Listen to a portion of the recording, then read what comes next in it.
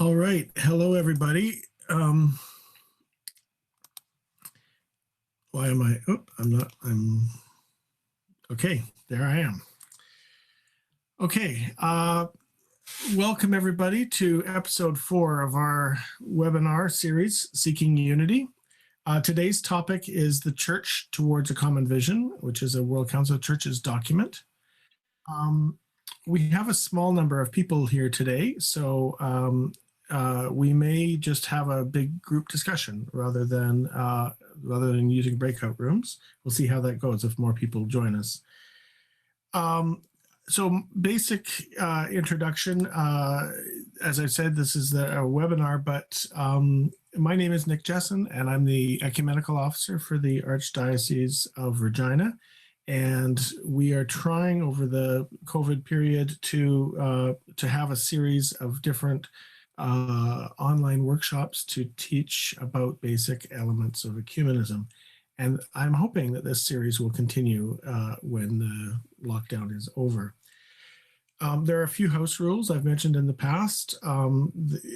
We ask you to keep yourself muted, just because the background noise can be overwhelming sometimes for some people, and it affects bandwidth for others. Also, because we are recording, and you should be aware of that. If you are uncomfortable with that, I need to inform you that you're being recorded, and it will be on the live stream and available on YouTube later. The other thing is when we have time for discussion, I ask you to use the show hands or raise your hand function, which you can find when you look on the gallery view and you see your picture. There's 3 dots. You can look at those 3 dots, and you should find under there the raise hand command. You can also find it by looking at the participants list, and you'll see it as part of when you put your mouse over your name. Okay, so we'll continue to use that. We'll also use the chat function. I encourage you to type in questions in the chat room, and we will try to make sure that we answer those. Okay. The last thing I want to announce before we get started is the Stewardship webinar series, Growing God's Kingdom in a Material World, is a 4-episode webinar series that we're doing as part of the Covenant Project, which between the Anglican Diocese of Coppell, the Lutheran Synod of Saskatchewan, and the Roman Catholic Archdiocese of Regina. Ukrainian Catholics are also part of the Covenant, but they haven't been part of the planning for that. And of course, everybody is welcome. There are people that are registered for it already across Canada. And so if you know anybody who is interested in a webinar series on stewardship, now's the time to register. It's 3 o'clock tomorrow, and then 3 consecutive Thursdays at 3 o'clock. More information is available on the Archdiocesan website and on the Diocese of Saskatchewan and Synod of Saskatchewan websites. I think that's all of the announcements. Okay, so the Church Towards a Common Vision, which is this document here, it's published by the World Council of Churches in 2012. 2012. Yeah, 2012. That's right. It's a convergence document. It represents approximately 70 or 80 years of ecumenical history coming together in this document, where at least 12, 14 different Christian traditions that are represented in the Faith and Order movement are found here in this document. So those are the 12 or 14 different families of churches. So Catholics are one, Orthodox are another, Anglicans, etc. It's the most broadly diverse group of Christians involved in theological dialogue. It's a multilateral dialogue, unlike Some of the bilaterals, like the Joint Declaration of Justification, is a bilateral dialogue between Lutherans and Catholics. This is a multilateral dialogue. It brings together all these different groups, and of course, that has its own dynamic to it. As I said, it's about 70 to 80 years of ecumenical history are summed up in this document, because the questions that they're addressing are the questions that were asked at the very beginning of the ecumenical movement. So I'd like to open up my presentation here using a PowerPoint that I've developed, it's there it is.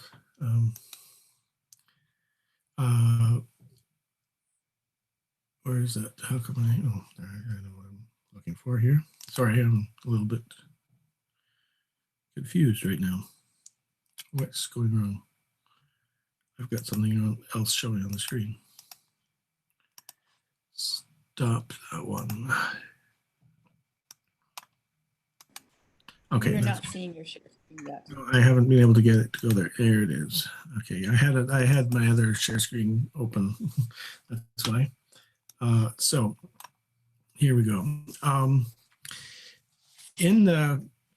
going to give you a brief history, and I'm going to try to make this brief, but it is important history. That's the origins of the ecumenical movement and of this document. So there are three streams of the ecumenical movement, starting in Edinburgh in 1910 with the World Missionary Conference, where the various missionary movements come together to form a cooperative movement for what's later called the International Missionary Council. In Oxford in 1925, the Life and Work Conference, which brings together official representatives of the different churches to talk about matters related to life and work, the mission of the church, etc. And that was distinguished from Faith and Order, which gathered in 1927 in Lausanne, Switzerland. Faith and Order deals with doctrine and structures of the churches. Of course, is the place where most of the theological dialogue occurs. Life and Work deals with more of the practical working of the church together. All of these three streams, or particularly Life and Work and Faith and Order, come together officially in the World Council of Churches in 1948.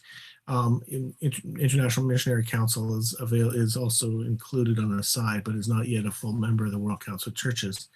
In 1950, in Toronto, the Central Committee gathered, and it talked about the importance of recognizing that the World Council of Churches is not intending to be a church. It is not a fellowship of churches in the sense that it is trying to become a world church, or that it is somehow trying to replace the distinctive identity of each of the churches.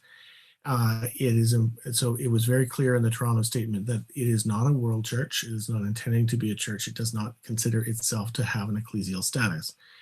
It also, and the implication of this was that it sort of brackets the ecclesiological question of what is the nature of the church, and says this is something that is too contentious to directly address, and so we're going to address other things in Faith and Order movement as a way of continuing to promote the visible unity of the church. Bilateral dialogues take up the question of ecclesiology more directly, but even they are dealing more specifically with questions of sacraments or ministry or various other issues. And particularly in the 70s, when we see a great growth of the bilateral dialogues and into the 80s, there is some considerable movement on many of the issues that have been historically dividing the churches. By the time we come to Baptism, Eucharist, and Ministry in 1982, which is a summation of discussions about baptism, I've mentioned this a couple of weeks ago in our webinar on baptism, but also it's the three sections on baptism, Eucharist, and ministry. Each of them bring together considerable reflection and discussion in the different churches, and some of it in the bilaterals and some of it in various ecumenical agencies and theological academies, etc., about these questions. And it's labeled as a convergence document. It's intended to be a stage towards greater agreement. It's convergence. It's not, the whole document is not identified as consensus, although a large part of the baptism section is labeled as a consensus text. Baptism, Eucharist, and Ministry, however, raises particular questions that are about ecclesiology. And it's clear that many of the differences or continuing divisions on the issues discussed in BEM, that's the acronym for Baptism, Eucharist, and Ministry, many of those issues that are continuing divisions can only be addressed if we can discuss the ecclesiological question as well, because they are rooted in ecclesiological distinctions. It leads the World Council to turn its attention. Something's happening over here. Is something happening? Can everybody see the screen? It's paused for some reason. I'll just stop it for a moment and try it again. See the screen, but just the first title. And I just wondered if you had more slides or more content you were. Yes, I had. It wasn't clicking through? I had been clicking through. Oh, okay. We weren't seeing that, or at least I wasn't. I was only seeing the title. I'm sorry, everybody. For some reason, I just noticed it said screen paused up there for some reason. Okay. Baptism, Eucharist, and Ministry raises the ecclesiological question in a new way, and so it needs to be addressed. There's also an ongoing discussion within the World Council of Churches about some coherence between the work of the Faith and Order Commission and the life and work elements of the council. And so some effort was made in the 1980s and 90s to address that. And so there's a series of documents. Why is that not coming up? There it is. Can people see these as they come up? Church and World, the Unity of the Church and the Renewal of the Human Community was a study which talked about the full inclusion of people in the life of the church and other elements of what it means to be a fully renewed human community. The church, so it raises ethical questions about the life of the church, etc. Confessing the one faith in 1991 was part of the Apostolic faith study. So they had done a study for a number of years, starting in the early 80s, and it continues actually into the 2000s, looking at the Nicene Constantinopolitan Creed. And in 1991, they issued a statement. It's revised later, but the statement on confessing the one faith attempts to not only to look at the apostolic faith, but to look at a much more dynamic understanding of the nature of faith and church and its relationship to ethics, etc. And so faith and order and life and work questions are raised in that study. In 1992, there was a World Conference on Justice, Peace, and the Integrity of Creation. And the JPIC is the acronym for that. JPIC processes through the late 80s and through the 90s are attempts to not just address so what used to be called the life and work movement, but is now talking, justice and peace and environmental questions are raised, but bringing all those together along with the theological reflection from Faith and Order. And so there are times when the Faith and Order Commission and the different working committees of the World Council of Churches will form joint projects or joint consultations to address those things, to try to maintain that coherence. And finally, the Ecclesiology and Ethics study, which was published in 1997 in 3 parts, which talks about ecclesiology, but in light of the ethical demands of the gospel. One is not the church is not in here for itself, but for the purpose of promoting the gospel. And so, what is the life? What is the gospel going to mean in the worked out life of the church and of the individual? And that largely depends on the context. And so there's some reflection on contextual theologies, and there's reflection on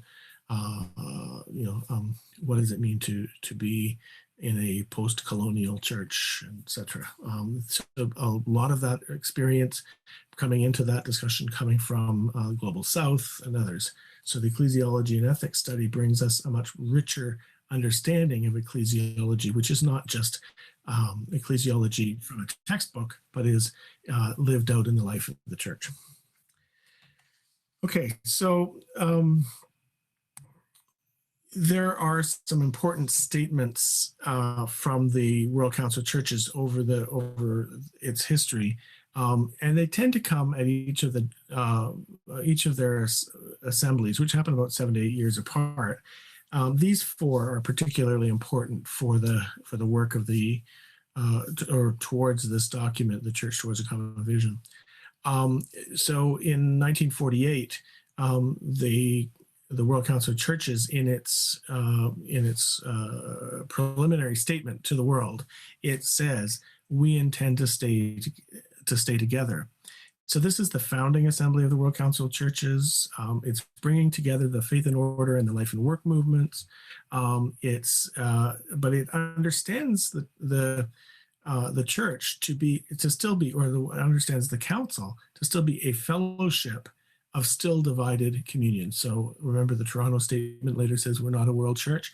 In 1948, what they're saying is the churches are divided and probably irreconcilably, but we're going to bring them together here to work together as much as possible, and we intend to stay together. Their vision is not a high vision of a potential unity. In 1961 in New Delhi, there's a number of things that happen. One of them is that they revised the basis of the World Council of Churches to be more intentionally and expressly Trinitarian. Before that, it was a fellowship of churches that professed Jesus Christ as Lord and Savior. In 1961, it's now expressed in Trinitarian terms, Father, Son, and Holy Spirit. It allows the Orthodox, as a result of that change, the Orthodox to feel confident to join the council. Up till that point, there had just been 2 Orthodox churches, I think, that had been members, and now the rest, all of the 13 canonical Orthodox churches joined at that time. One of them has since withdrawn. The WCC also merged with the International Missionary Council, which was the outgrowth of that Edinburgh conference in 1910. So it brings together the third stream. Now, at that time, they also came to understand the importance of working towards those questions that were most problematic for the life of the church, and particularly baptism, Eucharist, and ministry. And they understood those in relationship to each other, and so they began that process in 1961.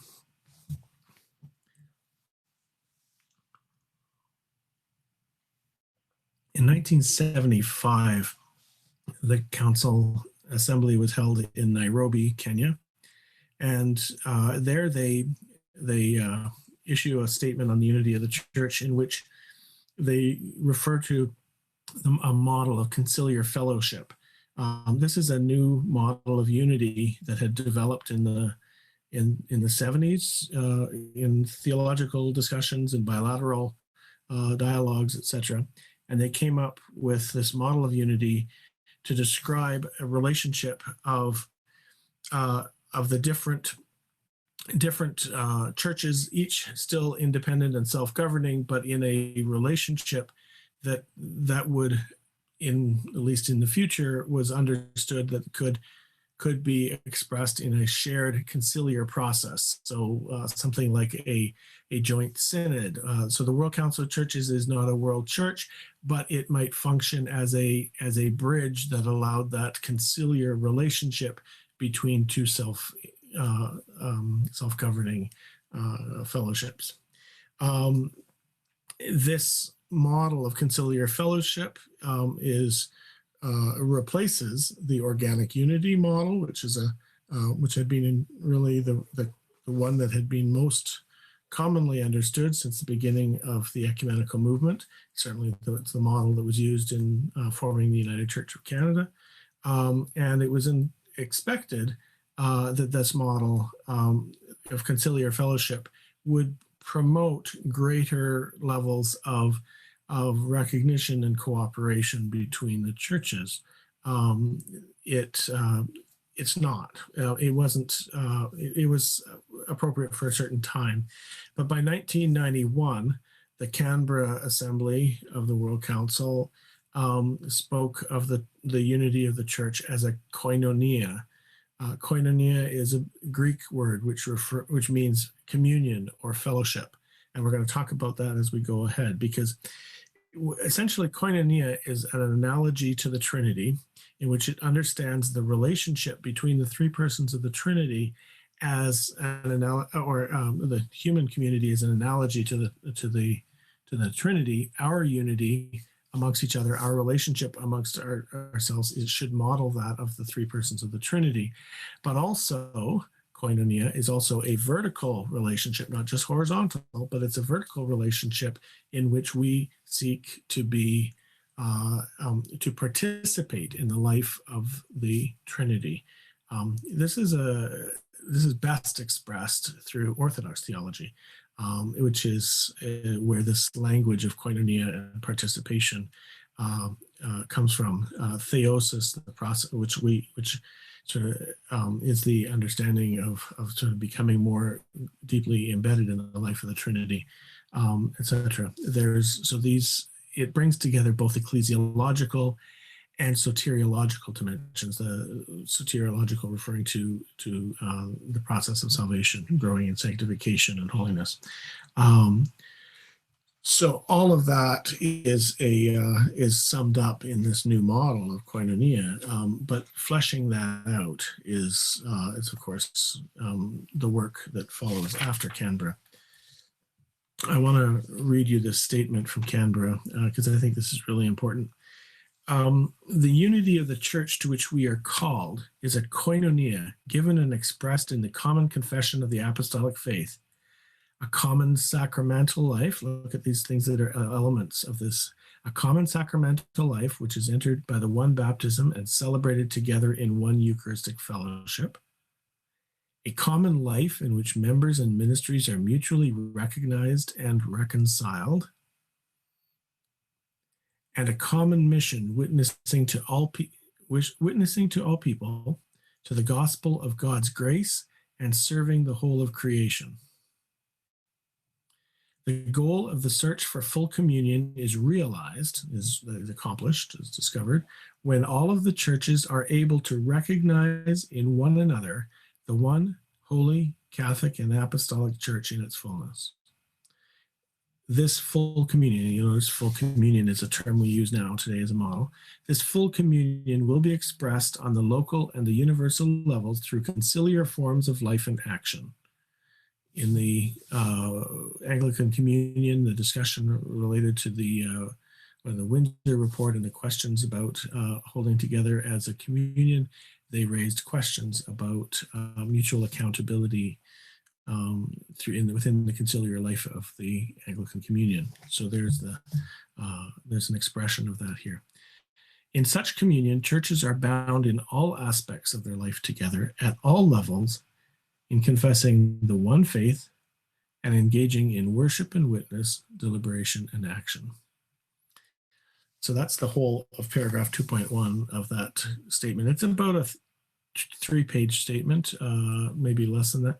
But this is the key paragraph, and it's really worth looking at. And it really sets the tone for the further discussion about ecclesiology and the faith and order movement over the next 30 years, or 25 years, I guess. The next significant meeting for the World Council was in 1993, just 2 years after Canberra. It's the 5th World Conference on Faith and Order. It was held in Santiago de Compostela. And once again, it takes up the question of Koinonia.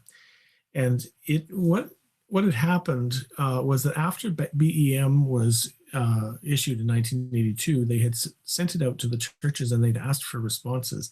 And there were 186 church responses. There are also responses from theological academies and ecumenical agencies and others, but 186 church responses. This was a remarkable response. And those are collected together in 6 volumes. And then they had gone through a process of studying those and drawing out common elements of them. And these 6 points come out of that. And the Santiago de Compostela meeting, they identified these and they set this as the agenda for the Faith and Order Commission to look at the role of the church in God's saving purpose, Koinonia, the church as a gift of the Word of God, the Creatura Verbi, which is a Reformation principle most known to Lutheran and Reformed churches. The alternative, which is a typically Catholic understanding, was Sacramentum Gratia, the church is a sacrament of grace. Here, the church is created by the Word of God. So it's the feeling was that BEM had underrepresented the understanding of the church as Creatura Verbi. The church as mystery or sacrament of God's love for the world. So that's the alternative, right? The church as the pilgrim people of God, which is, of course, language that we see in the Second Vatican Council and a lot of other mid-20th century, late 20th century theology. And the church as prophetic sign and servant of God's coming kingdom. So there's an apocalyptic understanding of that as well, eschatological. And the whole question was raised at Santiago as well about the coherence between the apostolic faith study, confessing the one faith, the understanding of the church in the human community process, and the justice, peace, and integrity of creation process. So those 3, which I mentioned before, all 3 of those, it's asking for some coherence between those and how those are integrated into the ecclesiological discussions. So the Faith and Order Commission committing itself to work towards a coherent theology with the life and work parts of the council. Now, when we move to the actual text, the Church Towards a Common Vision, there are 2 earlier drafts of the text, one in 1998. They're both labeled as, the subtitle is Stages on the Way to a Common Statement. The Nature and Purpose of the Church in 1998 has those 6 topics, 6 chapters. There were critical responses that came in from a number of places, including, once again, theological academies, ecumenical agencies, and the churches themselves. They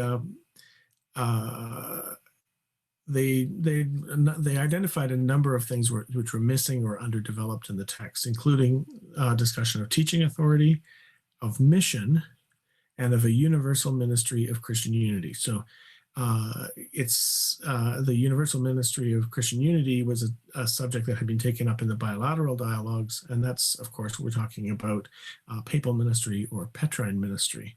And both the Lutheran Roman Catholic and the Anglican Roman Catholic dialogues had both made advances on that one by this point. Around the same time, the late 90s, the Orthodox Roman Catholic Ravina statement was drafted. It wasn't released for another decade, but it was actually was available by that time, and people knew that it was it addresses a question about or challenges around the Petrine ministry. Mission is also a key and important question for the for the ecumenical discussions. But this is part of the problem of the faith and order and life and work coherence question. The faith and order did not easily integrate questions of mission at that time. But one of the things that we see, particularly around the early 2000s, is a turn in contemporary theology, not just in ecumenical discussions, but around the world, around the theological academy, etc., and certainly in the life of local congregations. A lot more discussion about the church as a missional church. What is the mission of the church, and what does it mean? I mean, this word missional it seems to suddenly show up at that time. It wasn't in the dictionary before that. So it's there's more and more attention to this question, and of course, the World Council of Churches is also addressing this one at this time. The second document, which arises, is called the Nature and Mission of the Church. So they've changed the title slightly, Mission of the Church, and then it's a stage on the way to a common statement. And here they have 4 chapters. Once again, picking up on the idea of the Church of the Triune God. It's got biblical images. It understands church as creation of the Word and of the Holy Spirit. So it's not just creator verbi, but there's another element to that. It brings in some missional elements of the church and looks at creedal affirmations of the church as one, holy, Catholic, and apostolic, the 4 marks of the church, the classical ecclesiological discussion. Then it looks at the church in history, looking at the present divisions and the reasons for those, not analyzing them in any detail, but looking more at the questions of sin and a theological understanding of history.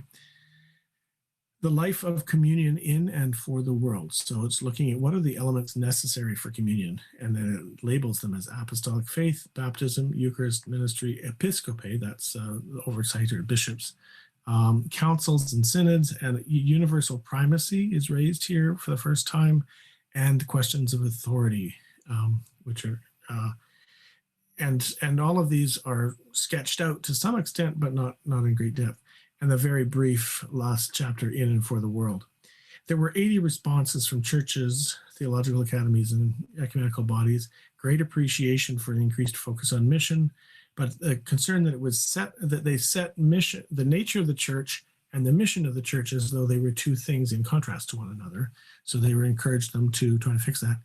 And then, of course, here's the big problem. Out of those 80 responses, only 30 were actually from churches, which is who they had asked for responses from. And there were no Orthodox responses. And so they put together a special consultation, which happened in Cyprus in 2011. So that's only a year before the final document is produced in Crete in 2012. TCV is the acronym that we've started to use for the Church Towards a Common Vision. It's not as easy as BEM or BEM, but it's a little bit of a mouthful.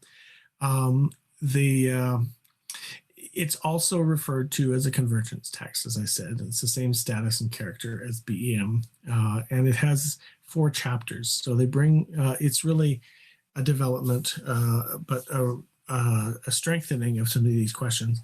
And what's interesting in this document is the way that they integrate some of these topics that had been separate chapters or separate documents altogether earlier.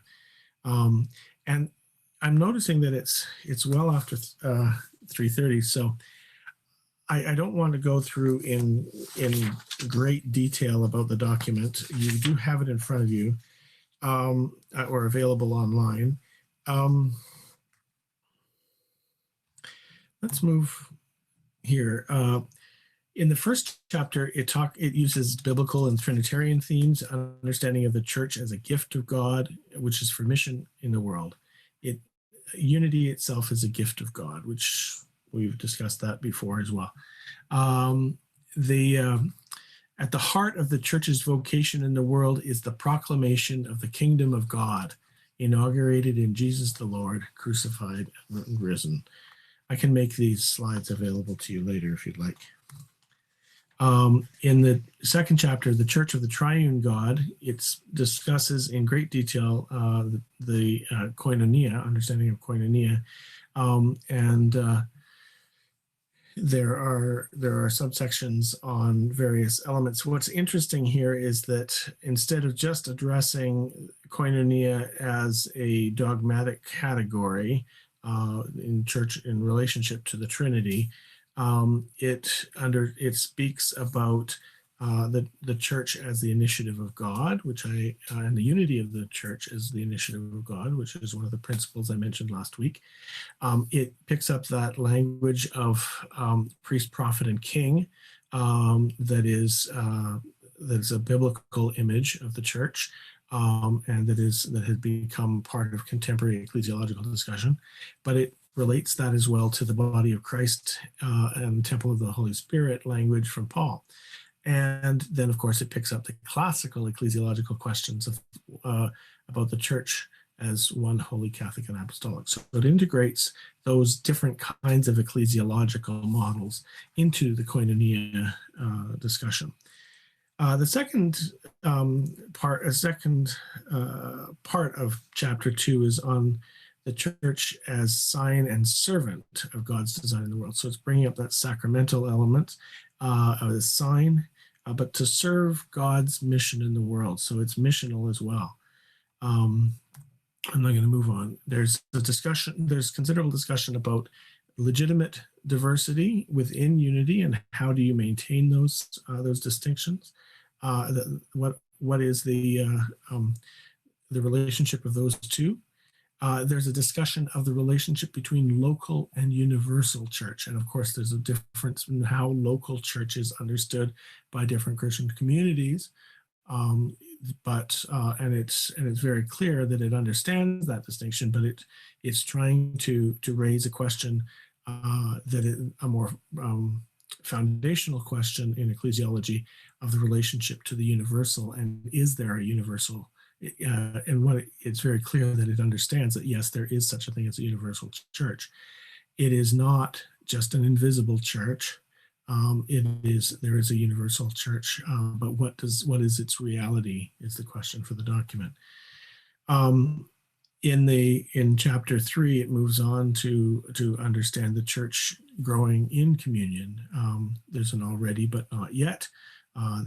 Church is an eschatological reality, and yet it is here already in anticipation of the kingdom of God. It's not yet fully realized.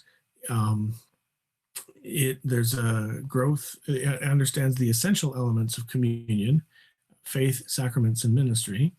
There's a really interesting list here of what are the essential elements for communion.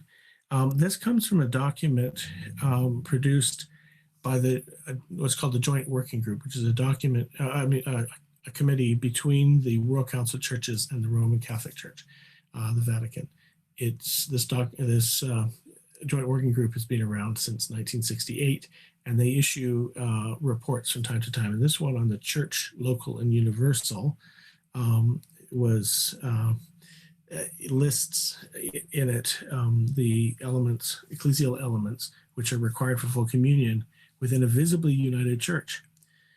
They are communion in the fullness of apostolic faith, in sacramental life, in a truly one and mutually recognized ministry, in structures of conciliar relations and decision-making, and in common witness and service in the world.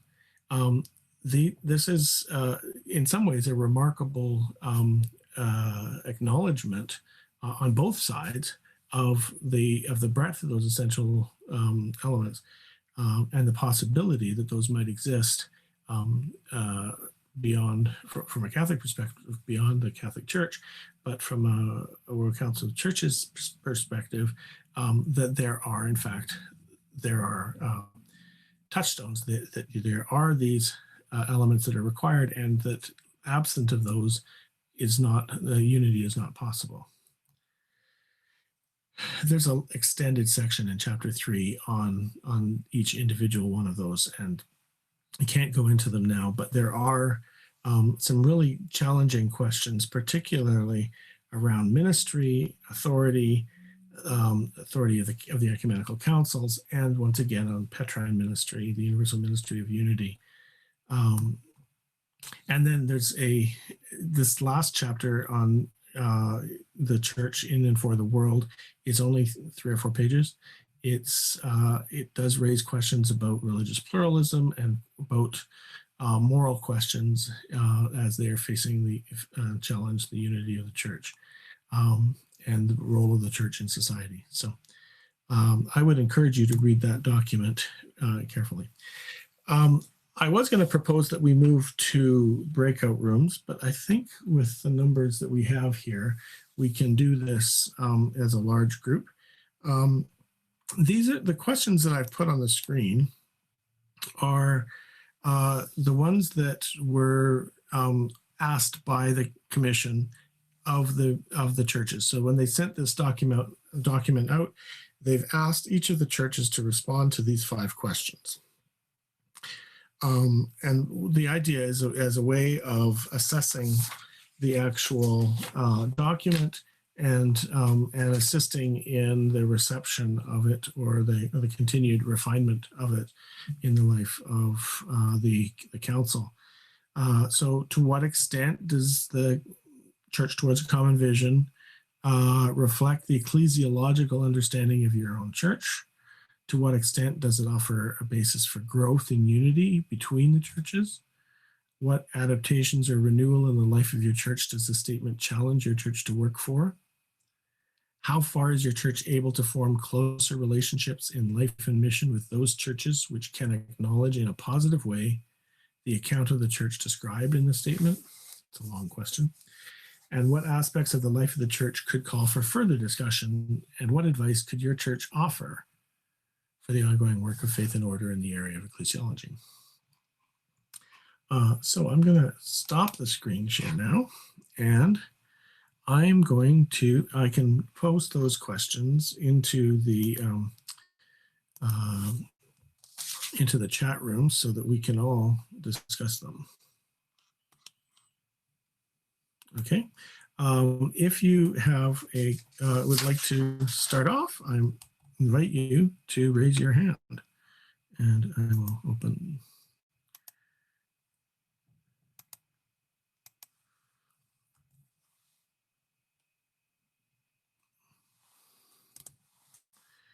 Okay. Terry, we're going to unmute you. Go ahead. Okay. Without wanting to deviate from that splendid flow, I want to go back to your description of the various faith and order meetings, of the Will Council. Sure. To the one that you omitted, which to me is a serious omission, not just from your point of view, but from everybody's point of view, and that is 1952. Well, the London Conference. Yes, where, as you know, within their statement, they said, should not our churches ask themselves whether they are showing sufficient eagerness to enter into conversation with other churches, and whether they should not act together in all matters except those in which deep differences of conviction compel them to act separately. I would ask, what has been the response of our particular church denomination, that is, wherever we come from, what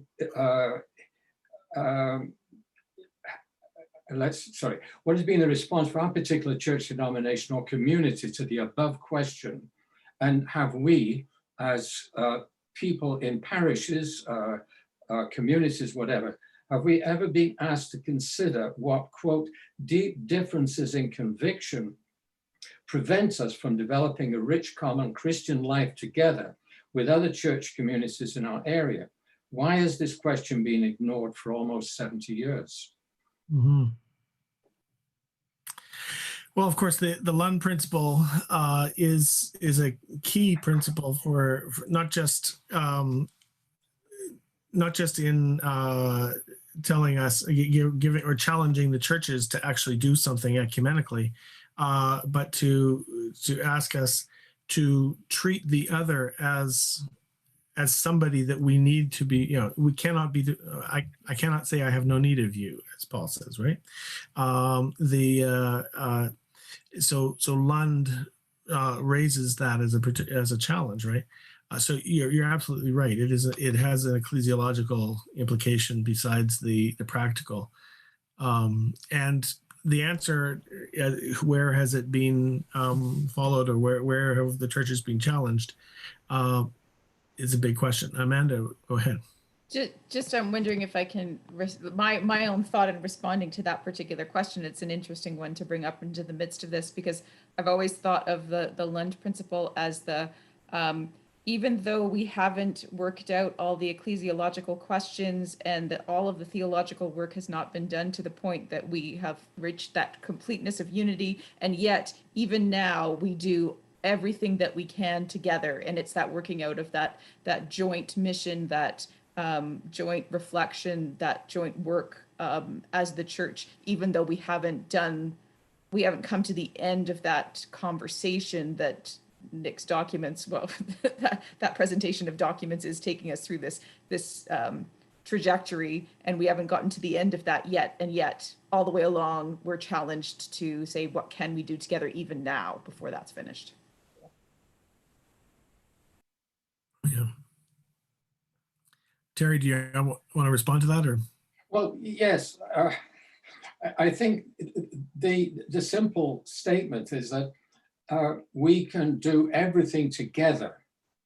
We are all Christians. We all should participate in the life of Christ. That's what we are doing. What cannot we do as a matter of conscience? The unfortunate thing is, without asking it that way, we say, well, I wonder what we can do together, right? And so I noticed in Great Britain, in England, the churches together in England based itself as an organization with a tremendous number of churches now from the beginning on that particular statement, and have a web of groupings around the country which have been there from the beginning with a tremendous amount of common life. I was there 4 years ago in northeast of England, talking to the ecumenical officer in Newcastle, and was amazed to discover that grouping along the River Tyne, there must have been 15 or 20 churches come together each year. They're open books. They know what their program they're looking for. Their books, that is, their account books are open to each other. They know how much they've got, how much they need, and they work together, right? Yeah. Because the assumption is we can do together everything. Please tell me what we can't do together. Yeah. And shared ministries in Canada have, to some extent, been a similar kind of example of practical cooperation at that level. And we haven't, absolutely, I agree completely that we have not introduced the level of cooperation that we should. I think that there are, from time to time, some very good examples of when we do work together. And I think a lot of those people are working out of this principle. The problem is, of course, is that it's not as broadly known principle or endorsed. So yeah, there's work to do. Okay. Anybody else? I should say, Terry, that I noticed, the way you turn that around is very much what I like to call a Bolanism, because that's Don Boland does that too. He's, he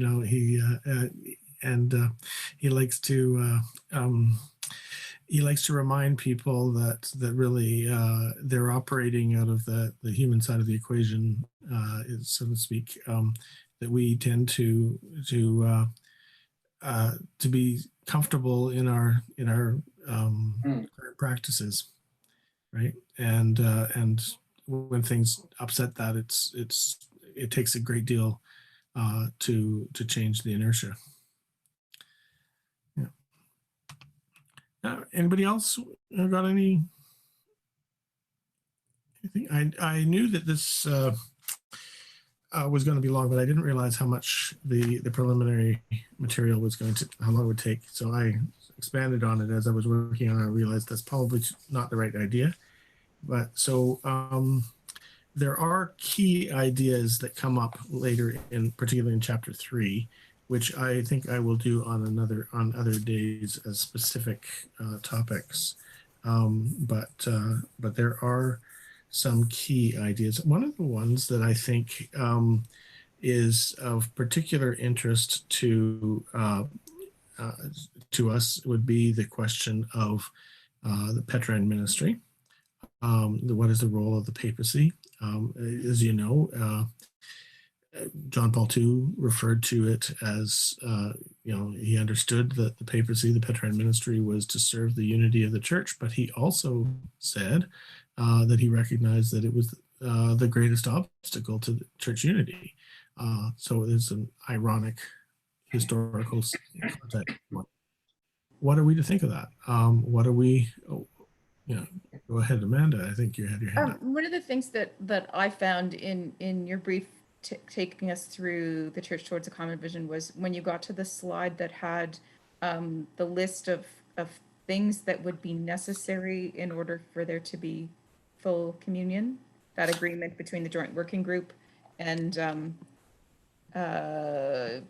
shared Eucharist and shared decision-making structures and things like that. There were 4 of them, I think. And it seemed to me that was interesting to have that laid out, because even as much as we can do lots and lots of things together as churches, reading through that list, I could see very quickly that there are barriers to the fullness of communion that actually require some major work. So I thought of maybe you tell me the language, Nick, the one about structures and decision making. What was that one? So it's communion in structures of conciliar relations and decision making. Yeah. And so it's interesting because I've been in a role within my denomination, which is the Presbyterian Church in Canada, where I've been deeply involved in the decision-making structures of our church at our General Assembly, which is an annual meeting where we make all kinds of decisions on behalf of the whole church. And there's lots of structures that underlie that in terms of the participation from the local levels and input towards those decisions.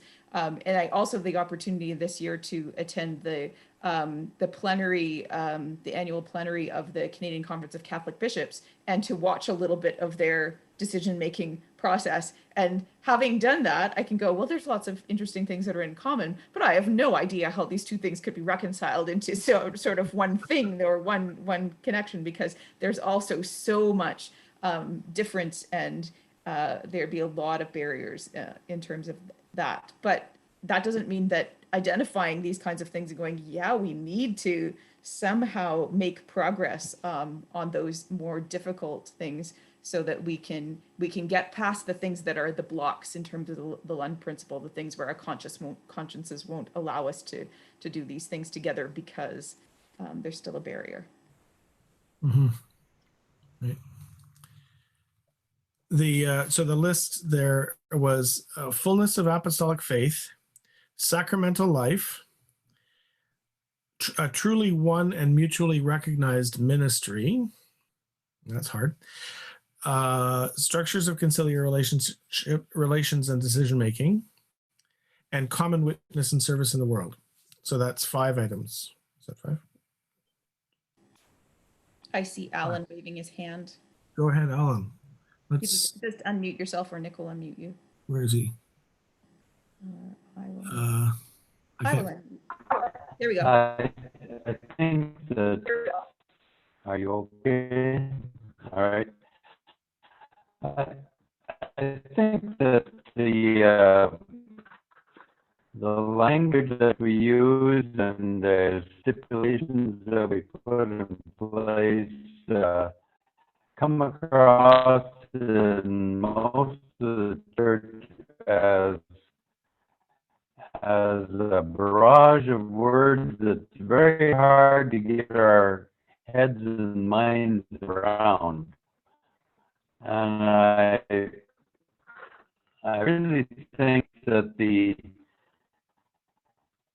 actual working out of unity happens in local communities far easier and far more quickly than it does on an organizational basis with theological experts and even for us clergy.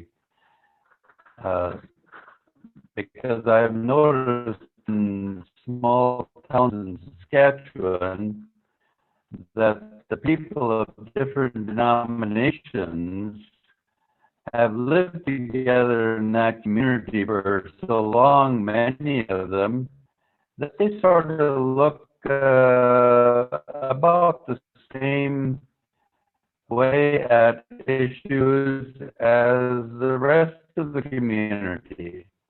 There isn't a whole lot of difference, and so when it comes to the time where they're in a sense forced economically to cooperate together, that's usually what spurs the process, is that they find that they can really do almost everything together, and they actually go ahead and do it.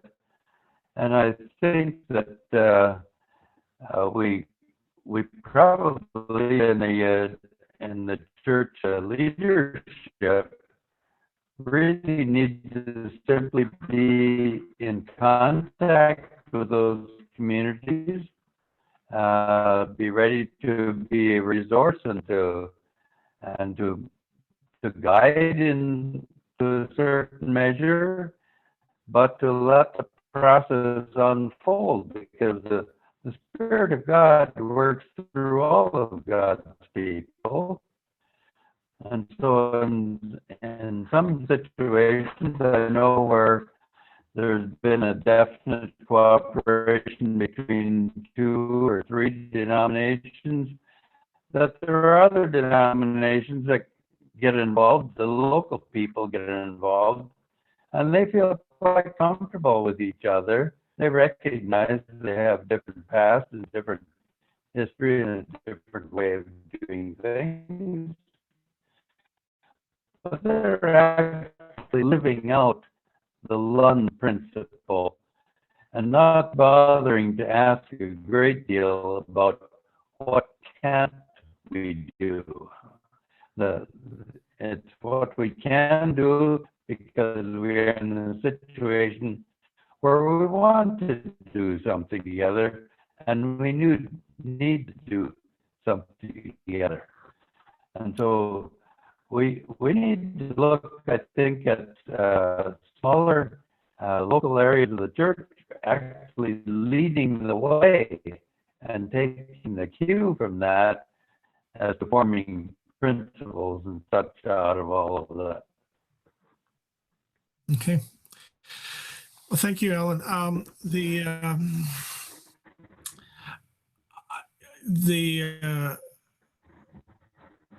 question that you're raising is I don't think I have a really formed response to that, and I don't mean to respond to.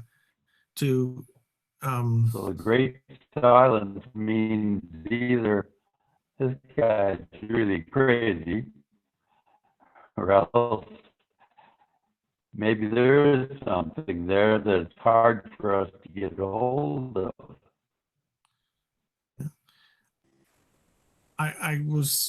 My sense is that the question about conscience in the Lund principle, what is those matters upon which our conscience do not permit us to participate to work together in, that we would do well to do a study of what we mean by conscience, because I think it means something different in different churches, and particularly I think it means something very different say, for example, in Lutheran Church, in which one understood Luther to be acting in conscience when he said, this is a matter on which the church stands and falls, and here I stand, I can do no other.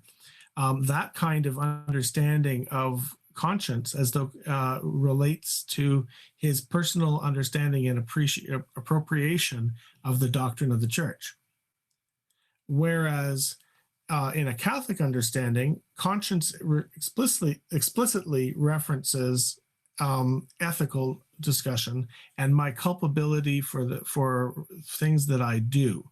So in my conscience, it might forgive me if my conscience tells me that such and such is acceptable. My action, I may not be morally culpable for that action, but that doesn't mean that doctrine is that I can form my own doctrine, or that somehow my conscience is telling me of a different doctrine. So it's a different way of understanding the role of conscience. And I'd say this is really sort of an unformed response, because I'd have to go and do a little bit more thinking about this and reading about the role of conscience in the two traditions. Terry wants would like to jump in. Yeah, jump in. The word conscience is not the word that's used in the Lund principle. Okay. It's deep differences of conviction. Now, you can use the word conscience because it's one word instead of a few, but the actual words deep difference of conviction, that's what would have to be sorted out. Okay, well, that's an interesting distinction. I had not looked at the original. Okay. It would be interesting to think about what would be some examples of situations in which there would be a difference that we could cross and be able to act together, but one that would be such a deep difference of conviction that a person or a particular community would say, no, we actually need to step back and not participate in that. One example that comes to mind, I remember hearing about an ecumenical conversation in a local ministerial. And that local ministerial had been doing some things together. They'd been doing some, I'm not sure what all the projects were that they'd been working on, but they were developing good relationships with one another. But at one point, one of the ministers came in and invited all the ministers in that ministerial to participate in the Gay Pride Parade. And there were ministers around that table who would happily participate in the Gay Pride Parade, and there were others for whom deep differences of conviction would not allow them to participate in the Gay Pride Parade. And it became an example of the Lund principle being lived out. There were many things that they could do together, and even though they disagreed on that issue, didn't mean that they couldn't help the poor together or pray together or do a variety of other things together. But they couldn't do that together because those deep differences meant that they were not on the same page on that. But it didn't need to stop from all the other places where they were in agreement. Right.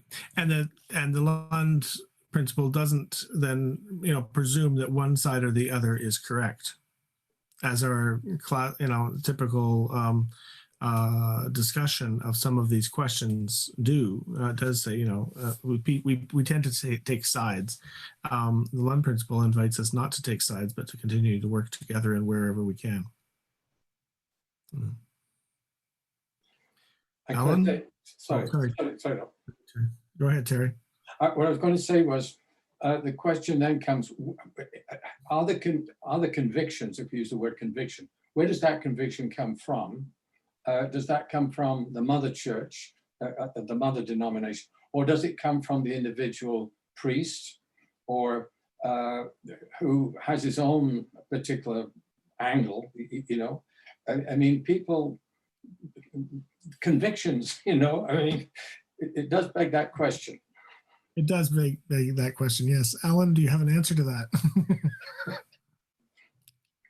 Alan, you're sorry, Alan, you're muted. Oh, there you go. Yeah. All right. Yeah.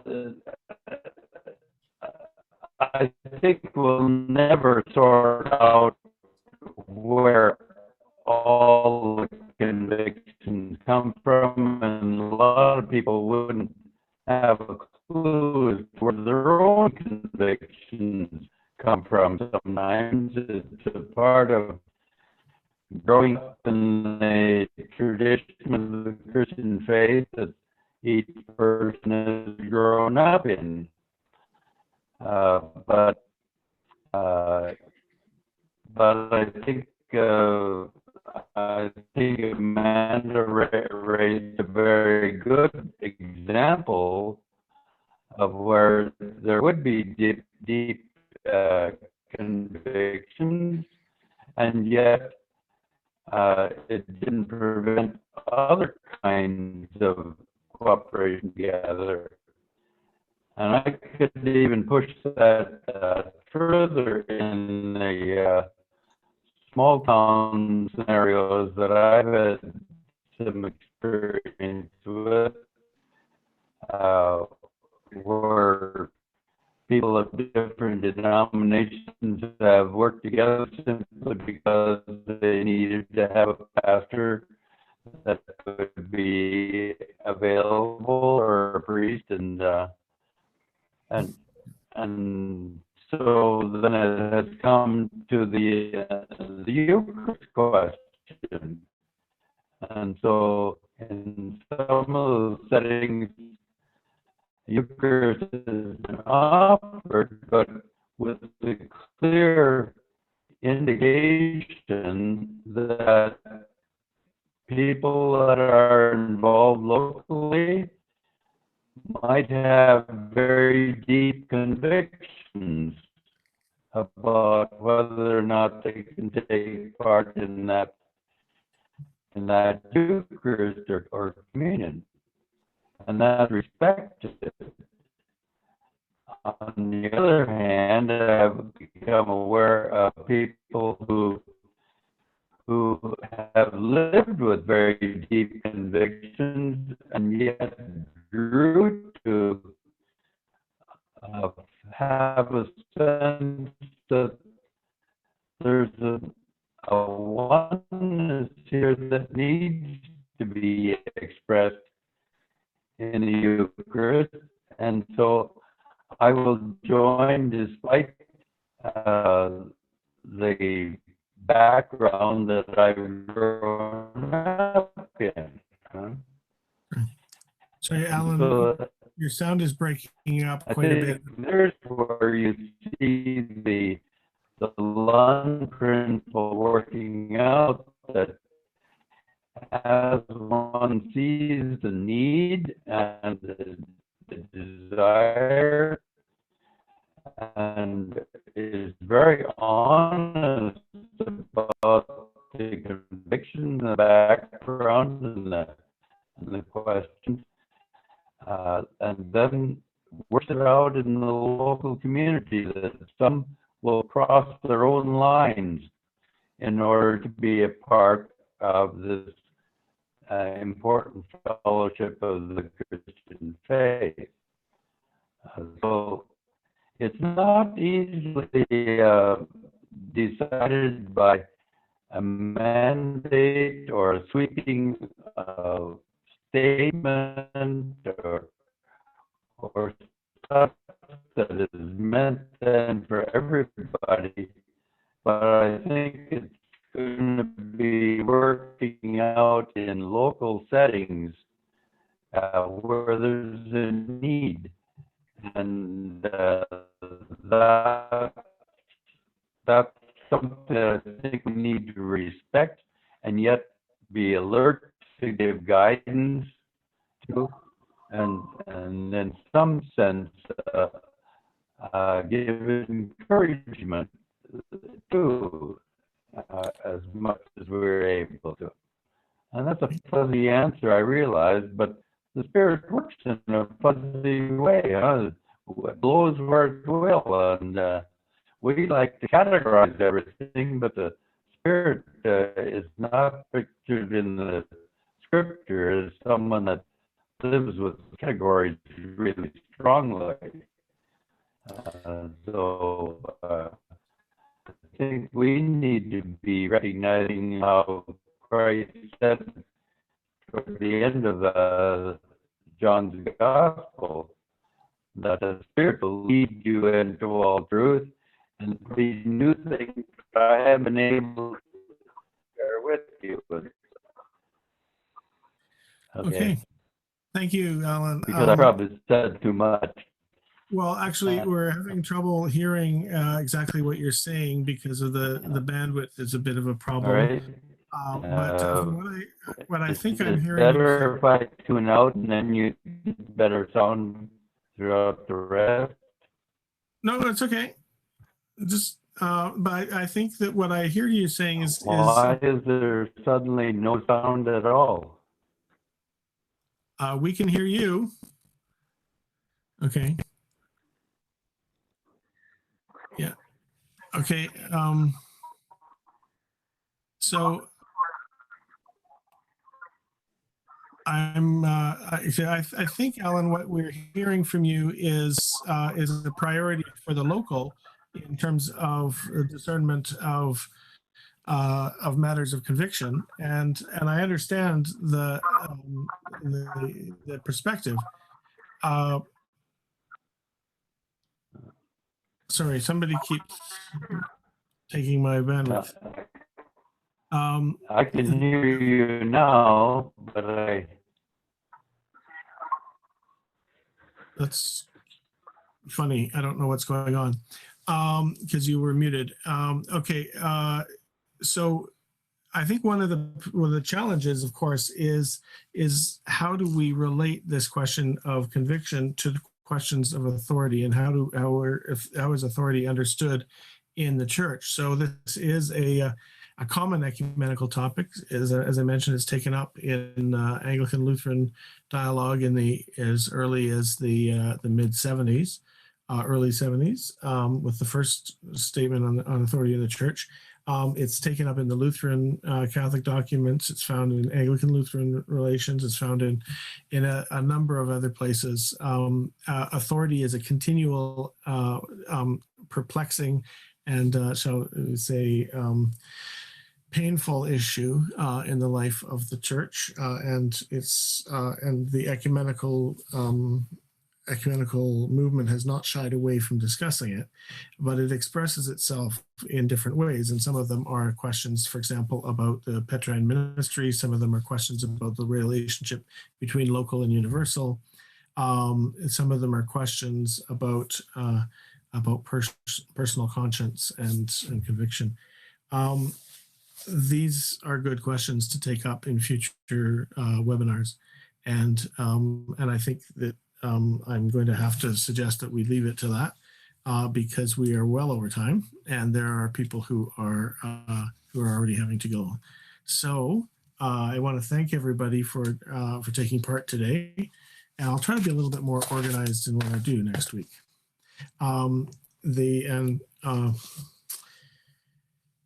As a topic for next week, I haven't, once again, I identified what I might do, but I'm still waiting to hear about a couple of other ideas that are developing. But one idea that's in the back of my mind is doing something related to covenant and our project on covenant across the province. So so that's going to be coming up sometime soon. The other thing I wanted to do was to get some of our, I tried to reach Sandra Beardsall at St. Andrews College to ask her to take part, but unfortunately she has a time commitment. It's a challenge that at this time, so she wasn't able to take part this week.